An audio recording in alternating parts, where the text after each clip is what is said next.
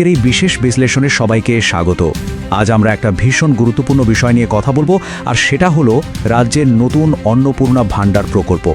কোনো কান কথা বা গুজব নয়, একেবারে সরাসরি সরকারি ঘোষণার উপর ভিত্তি করে আজ এই নতুন স্কিমের খুঁটিনাটি একদম ধাপে ধাপে ডিকোড করা হবে। চলুন শুরু করা যাক। শুরুতেই নজর রাখা যাক একটা বিশেষ সংখ্যার দিকে, ৩,০০০ টাকা। হ্যাঁ, ঠিকই শুনেছেন।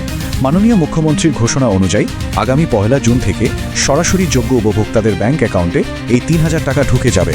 কোনো রকম দেরি নয়, মাসের একদম প্রথম দিন থেকেই এই আর্থিক সাহায্য সরাসরি মানুষের হাতে পৌঁছে দেওয়ার একটা অত্যন্ত দ্রুত পদক্ষেপ নেওয়া হয়েছে। এবার আসি প্রথম পর্বে। লক্ষ্মীর ভাণ্ডার থেকে কিভাবে এই অন্নপূর্ণা ভাণ্ডারে রূপান্তর ঘটছে, চলুন সেটা দেখে নিই।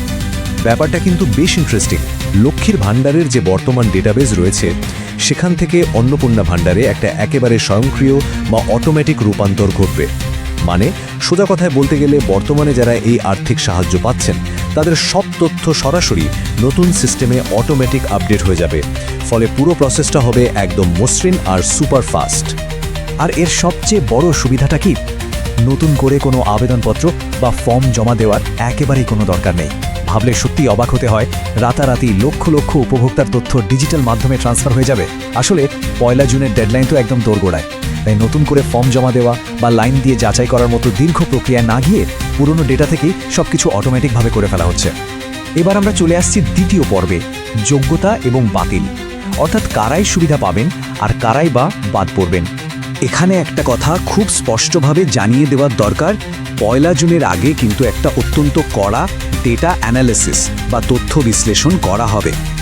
নারী ও শিশু কল্যাণ দপ্তরের মন্ত্রী মাননীয়া অগ্নিমিত্রা পাল ইতিমধ্যেই জানিয়েছেন যে শুধুমাত্র যোগ্য নাগরিকরাই যাতে এই সরকারি তহবিলের টাকা পান, সেটা নিশ্চিত করতেই এই ফিল্টারিং প্রক্রিয়া চালানো হচ্ছে। এখন প্রশ্ন হলো, এই কড়া স্ক্রিনিংয়ের পর কারা বাদ পড়বেন? সরকারি নির্দেশিকা অনুযায়ী নির্দিষ্ট কয়েকটা ক্ষেত্র আছে, যেমন যারা মারা গেছেন, যারা ভারতের বৈধ নাগরিক নন, কিংবা এসআইআর বা স্টেট ইনফরমেশন রিপোর্টের মাধ্যমে যাদের নাম তালিকা থেকে বাদ পড়েছে। এর পাশাপাশি যাদের মামলা ট্রাইব্যুনালে বিচারাধীন রয়েছে এবং যারা সিএএতে আবেদন করেও এখনও নাগরিকত্ব পাননি, তারা কিন্তু আপাতত এই প্রকল্পের আওতার বাইরেই থাকছেন। তাহলে এই সুবিধা পাওয়ার জন্য আসল যোগ্যতাগুলো কি কি? মূলত 3টে প্রধান শর্ত রয়েছে। প্রথমত, উপভোক্তাকে অবশ্যই একজন বৈধ ভারতীয় নাগরিক হতে হবে। দ্বিতীয়ত, একটি বৈধ ভোটার আইডি কার্ড থাকা একদম বাধ্যতামূলক। এবং তৃতীয়ত, অবশ্যই পশ্চিমবঙ্গের স্থায়ী বাসিন্দা হতে হবে। রাজ্যের স্থায়ী নাগরিক না হলে কিন্তু এই প্রকল্পের সুযোগ সুবিধা কোনোভাবেই পাওয়া যাবে না। এবার আসা যাক আমাদের তৃতীয় এবং শেষ পর্বে, পেমেন্ট মেকানিজম বা ডিবিটি পদ্ধতি। এই ডিবিটি বা ডাইরেক্ট বেনিফিট ট্রান্সফার ব্যাপারটা আসলে কি? এটা হলো সরকারি ভর্তুকির টাকা সরাসরি নাগরিকদের ব্যাংক অ্যাকাউন্টে পাঠানোর একটা ভীষণ সুরক্ষিত এবং আধুনিক পদ্ধতি। এটা কাজ করে পুরোপুরি আধার লিঙ্কিংয়ের মাধ্যমে। এর সবচেয়ে বড় দিক হলো মাঝে কোনো তৃতীয় মাধ্যম বা মিডলম্যান থাকে না। সরকারের পাঠানো টাকা সোজা নির্দিষ্ট উপভোক্তার অ্যাকাউন্টে গিয়ে জমা হয়। পুরো প্রসেসটা মাত্র 3টে খুব সহজ ধাপে সম্পন্ন হবে। প্রথমে হবে প্রকল্পের অনুমোদন বা স্কিম অ্যাপ্রুভাল। এরপর দ্বিতীয় ধাপে হবে আধার ভেরিফিকেশন বা যাচাইকরণ। আর একদম শেষ ধাপে সোজা ব্যাংকে টাকা জমা। এই ফ্লোটা দেখলেই স্পষ্ট বোঝা যায় যে ব্যাংক অ্যাকাউন্টের সঙ্গে আধার অর্থাৎ ডিবিটি লিঙ্ক থাকাটা কতটা জরুরি।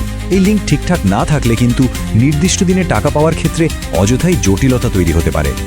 আশা করা হচ্ছে আসন্ন সরকারি বিজ্ঞপ্তিতে ডিবিটি লিঙ্ক করার পদ্ধতি বা নিজের স্ট্যাটাস কিভাবে চেক করা যাবে তা নিয়ে আরও বিস্তারিত তথ্য উঠে আসবে। কিন্তু এই পুরো বিষয়টা দেখার পর একটা বৃহত্তর প্রশ্ন থেকেই যায়, সরকারি প্রকল্পের এই যে সম্পূর্ণ ডিজিটাল এবং স্বয়ংক্রিয় রূপান্তর, এটা কি শেষ পর্যন্ত আমলাতান্ত্রিক জটিলতাকে চিরতরে মুছে ফেলবে, নাকি প্রযুক্তির অভাবে সমাজের আরেকটা অংশের নতুন কোনো ডিজিটাল বিভেদের সৃষ্টি হবে? সত্যি এটা ভেবে দেখার মতোই একটা বিষয়।